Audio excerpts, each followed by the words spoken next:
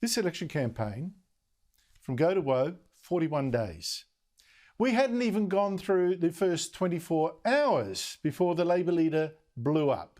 Couldn't even tell you our unemployment rate. What's the national unemployment rate? National unemployment rate at the moment is, I think it's 5.4. Sorry, I'm not sure what it is. There was a lot more, as I'll show you in a second. Now, Anthony Albanese didn't just have a brain fade today. He actually advertised his biggest and most dangerous weakness. He doesn't understand our economy, how it works. But let me set it up by going back just 2 days, back to Saturday, when Albanese released an extraordinary campaign ad. And I call it extraordinary because it was so defensive about his lack of economic experience. He knows it, he's scared of it himself. And it's also weird in the lengths that Albanese went to in this ad to pretend he's really a conservative who can be trusted with the country's money, with your money, when in fact is from Labor's socialist left. Graduating in economics at Sydney Uni and serving 6 years as infrastructure minister taught me what makes our economy tick. Debt had skyrocketed under the Liberals. They doubled the debt even before the pandemic. Labor will get spending under control so we can keep taxes low. And I'll work with business.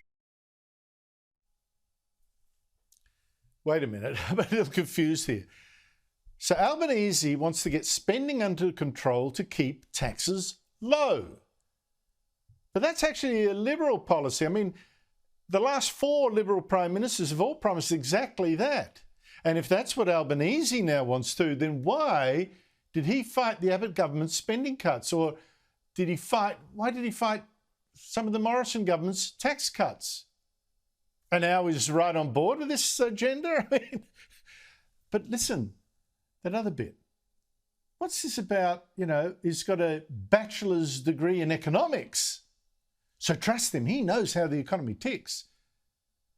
And we're supposed to believe that what Albanese learned as a teenager at uni means he knows all this stuff? Well, in fact, he doesn't. And that became excruciatingly obvious today at his big press conference down in Tasmania. Settle in. I think you've answered yet what the unemployment rate in Tasmania is or what the cash rate for the Reserve Bank is. So do you know those 2 figures and how are you going to help her? Well, how we'll help her is by providing assistance beyond the next election. That's how we'll help her. You mentioned the Reserve Bank earlier. Do you know the official cash rate off the top of your head? Oh, look, we can do the old Q&A stuff over 50 different... At the start of the year, when the Prime Minister couldn't say what the cost of petrol or the price of a loaf of bread was, he was ridiculed for being out of touch with Australians. Are you just not going to answer those kinds of specific questions for this campaign? Not at all. What I was not going to enter into as an option in terms of the Tasmanian unemployment rate and the various rates that are put forward. It's up to people to ask whatever questions they want. Andrew. What's the national unemployment rate?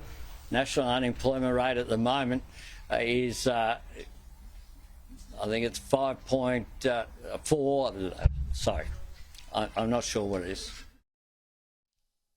Okay, he didn't know the Tasmanian unemployment rate at the start of the press conference. Fair enough, I'll give him that. And he doesn't know the cash rate. Well, that detail has sometimes escaped much smarter guys than him in economics. So I'm not going to pile into him for just that either. But not knowing the unemployment rate, I think it's 5.4% when it's in fact 4%, as low as it's been in 48 years, that is unforgivable. I mean, this is schoolboy stuff. Now, of course, when the Prime Minister was asked the same questions, no trouble at all. The unemployment rate, I'm happy to tell you, was 4% and is falling to a 50-year low. And it's come down from 5.7% when we were first elected. But more importantly than that, as we went into the pandemic, we were facing unemployment rates up around 15%, and now it's 4%. Now, like I say, this is more than a simple brain fade. I mean, for one, politically, it's a shocker because Albanese, on the first full day of this long campaign, simply confirmed the Liberals' big knock on him, that he doesn't understand the economy. And that is why Albanese spent the rest of the day trying to clean up his mess. Earlier today, I made a mistake. I'm human. But when I make a mistake, I'll fess up to it. And Labor frontbencher Tanya Plibersek also tried to help her boss, but I'm afraid she just made things worse.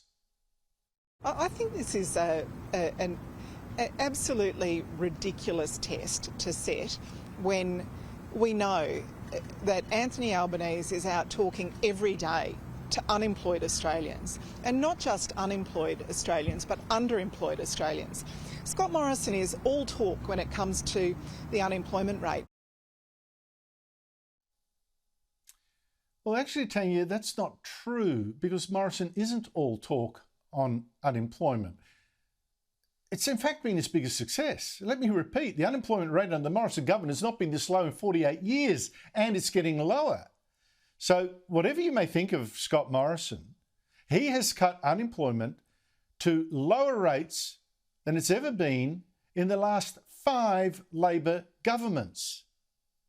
And knowing that the unemployment rate is this low is actually vital. It should be front of brain stuff for someone who wants to run the economy, because so much economic policy actually depends on exactly this one fact. For instance, when it's this low, it tells you we might have a labour shortage. So what do we do about training, about immigration, about letting pensioners fill jobs without losing so much of their pension? What are the effects on wages policy? Should we wind back government spending?